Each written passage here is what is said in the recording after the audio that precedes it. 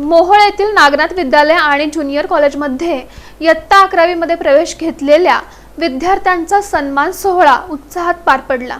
मोहोळ येथील नागनाथ विद्यालय आणि ज्युनियर कॉलेज इथं इयत्ता 11वी आर्ट्स, कॉमर्स आणि सायन्स या तिन्ही शाखेच्या विद्यार्थ्यांचं स्वागत उद्योजक नानासाहेब फाटे आणि पत्रकार भरत नाईक यांच्या हस्ते गुलाब पुष्प आणि पेन देऊन करण्यात आलं।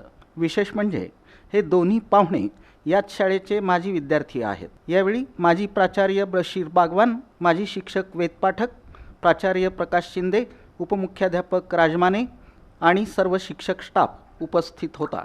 11वी कॉलेजच्या पहिल्याच दिवशी 400 पेक्षा जास्त विद्यार्थी उपस्थित होते। विद्यार्थ्यांना बायोमेट्रिकचा वापर केला जाईल याची सर्व पालकांना कल्पना प्रशालेचे प्राचार्य प्रकाश शिंदे यांनी दिली।